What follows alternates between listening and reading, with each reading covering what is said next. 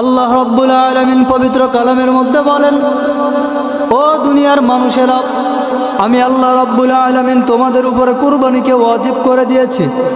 তোমাদের মধ্যে যারা নিসাব পরিমাণের মালিক হবা, তোমাদের অবশ্যই অবশ্যই আমি আল্লাহ রাব্বুল আলামিনের নামে জবাই করে পশু কুরবানি করা লাগবে।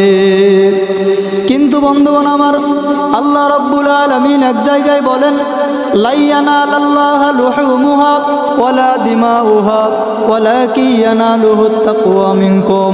কুরবানির পশুর রক্ত আমি আল্লাহর কাছে পৌঁছায় না, কুরবানির পশুর গোশত আমি আল্লাহর কাছে পৌঁছাই না।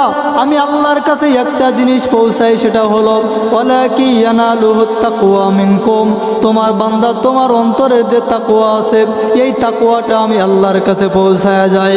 এজন্য বন্ধুগণ আমার, আমার নামাজ হতে হবে আল্লাহর জন্য, আমার রোজা হতে হবে আল্লাহর জন্য, আমার কুরবানিও হতে হবে আল্লাহর জন্য।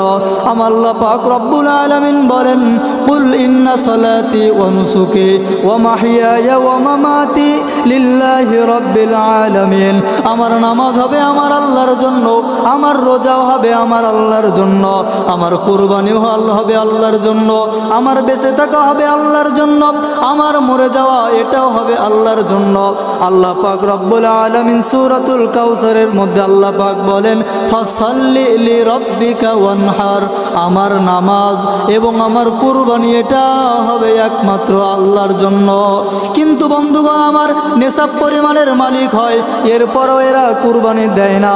আল্লাহ রাব্বুল আলামিনের পয়গম্বর বলেন, ওয়ালা ইয়াকরাবান্না, ওরা যেন ঈদগাহের নিকটেও না আসে। আল্লাহ রাসূল বলেন, রমজান মাসে যারা রোজা না রেখে যারা ঈদগাহে চলে যায়, ও রোজা রাখার সক্ষমতা যাদের থাকে, শরীয়তের কোনো ওজর না থাকে, যাদের একটা সুন্দর একটা পরিবেশ থাকে রোজা রাখার জন্য, যারা রমজান মাসে রোজা না রেখে যারা রাখে না, এরা যেন আমার ঈদগাহে না যায়। আর কুরবানির ঈদে আল্লাহর পয়গম্বর বলেন, যাদের কুরবানি দেওয়ার সক্ষমতা থাকে আর যারা কুরবানি দেয় না, এরা যেন ঈদগাহে না আসে। আল্লাহ রাসূল এতটা মায়াবী নবী, এরপরও কত সত্য কথা বললেন। এরপরও আপনি আমি ঈদগাহে চলে যাই কুরবানি না দিয়ে। আল্লাহ রাসূল বলেন, তোমার জন্য ঈদের নামাজ না, তোমার জন্য ঈদের নামাজ না।